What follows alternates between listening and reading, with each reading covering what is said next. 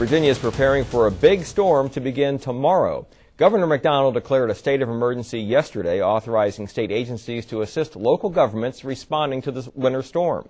There is a high potential in the state for power outages, hazardous road conditions, and blocked roads. Joining us now to discuss preparing for the coming storm is Bob Spieldenner, Director of Public Affairs with the Virginia Department of Emergency Management. Bob, thanks for joining us. Thanks for having me. Now, Bob, we're looking at 20 to 28 inches in the forecast in the central Shenandoah Valley. What are the biggest concerns with that? Well, definitely with that amount of snow, we're definitely worried about transportation issues. We're really worried about people staying home, not driving on the roads, especially as the snow is going to come in during the morning hours. It might be okay, but it's going to deteriorate very quickly.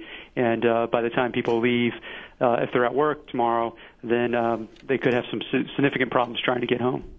All right. Now, what do you do at the state level to get ready?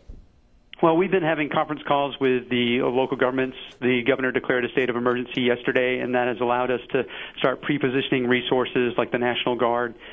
And we've been talking with the local governments about what their needs are and making sure they understand what the forecast is for their area. And that's been going on and will continue to go on throughout the storm. What can people watching this now, we're ahead of the storm, do to prepare? Well, you still have a few hours to make sure you have your emergency supplies ready. Make sure that you check on your friends and neighbors and family members to make sure they're safe, especially if you have elderly neighbors, to make sure that they're going to be okay for this storm, especially when we're talking about this amount of snow. That can be a lot of problems. And I guess there's an emergency kit that you recommend not only for the home but also for your vehicle? Yeah, it's always good to have emergency supplies at home and in your vehicle. Basically, having water, food, blankets, a radio, and a flashlight, and don't forget the extra batteries. And I guess that radio, you want it to be battery powered?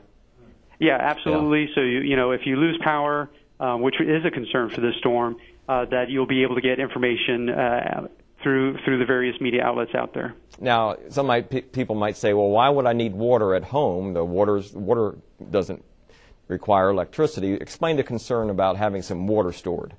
Well, if we lose power, which is one of the things that we are definitely worried about with the storm, that you'll have a supply there ready because it could be a number of days before power is restored. So you want to make sure that you have enough water to take care of your family. And I guess there could be problems with the water being contaminated, boil water notices. You can't boil water if you're out of electricity.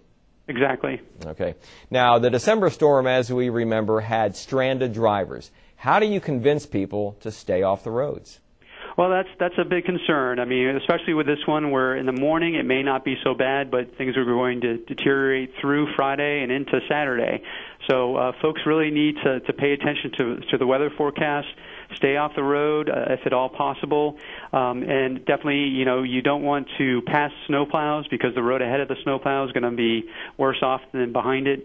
And it's really best to let the emergency folks get out there and get the roads clear before you venture out. All right. I want to thank Bob Spieldenner with the Virginia Department of Emergency Management so much for joining us. Thank you very much. Now, for more information on preparing for the winter storm, just go to our website, WHSV.com, and click on the Hot button. And now let's send it to Mel. Just a